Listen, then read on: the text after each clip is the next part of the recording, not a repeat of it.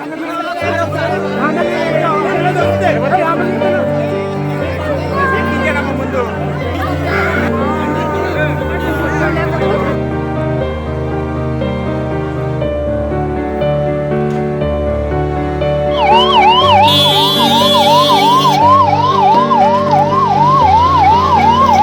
కోనసీమ జిల్లా రామచంద్రపురం నియోజకవర్గంలోని వెలంపాలెంలో అయితే పెను విషాదం నెలకొంది. సరదాగా స్నానం చేద్దామని కాలువ వద్దకు వెళ్ళినటువంటి ఇద్దరు యువకులు, ఒక మైనర్ బాలిక కాలువలో మునిగి మృత్యువాత పడిన సంఘటన ఒక కుటుంబంలో అయితే తీవ్ర విషాదాన్ని, తీరాన్ని, శోకాన్ని నింపింది.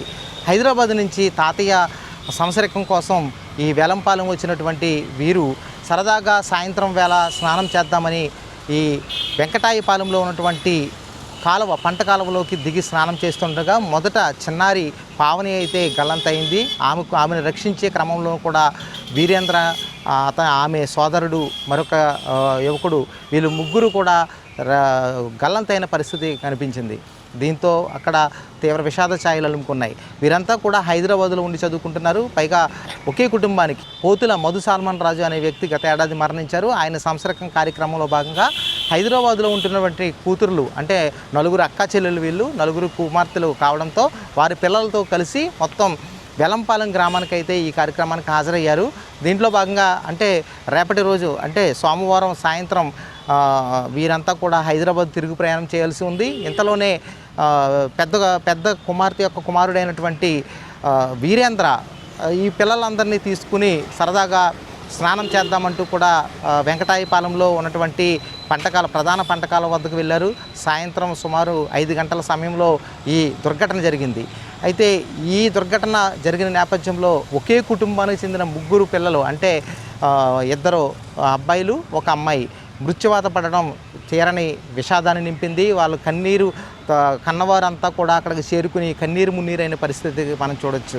అయితే ఈ సంఘటన తెలిసిన వెంటనే ద్రాక్షారం పోలీసులు అక్కడికి చేరుకుని వెంటనే కూడా సహాయ కార్యక్రమాలు ఏర్పాటు చేశారు. అయితే మొదట వీరేంద్ర మృతదేహం లభ్యమైంది. తర్వాత మరో పావని, మరొక యువకుడి మృతదేహం కూడా లభ్యమైంది. వీరంతా కూడా అక్కా చెల్లెల యొక్క బిడ్డలు కావడంతో కూడా ఒకే కుటుంబంలో వెలంపాలెంలో అయితే తీవ్ర విషాద ఛాయలు అయితే నెలకొన్న పరిస్థితి ఉంది. సంఘటన తెలిసిన వెంటనే రాష్ట్ర కార్మిక శాఖ మంత్రి వాసంశెట్టి సుభాష్తో పాటు మాజీ రాజ్యసభ సభ్యుడు పిల్లి సుభాష్ చంద్రబోస్ అక్కడికి చేరుకుని అక్కడ సహాయ కార్యక్రమాలకు ఆదేశించారు. అదేవిధంగా అక్కడ వారిని కుటుంబాలను పరామర్శించారు. ఏదేమైనప్పటికీ కూడా సరదాగా చేసినటువంటి ఈ కాలువ దగ్గర చేసిన స్నానం అయితే కూడా వారి ఆయువును తీసిన పరిస్థితి కనిపించింది. వీరంతా కూడా 19 ఏళ్లలోపు మైనర్లు కావడం కూడా కొంత బాధ కలిగించే అంశంగా ఉంది.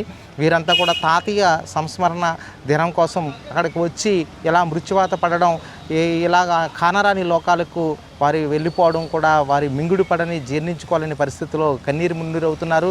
దీంతో రామచంద్రపురం నియోజకవర్గంలోని పాలెంలో అయితే తీవ్ర విషాద ఛాయలు అలుముకున్నాయి. అక్కడ కూడా వారి కుటుంబీకులు కన్నీరు మున్నీరు అయితే కూడా ముగ్గురు పిల్లల కోసం రోధిస్తున్న పరిస్థితి అయితే ఉంది.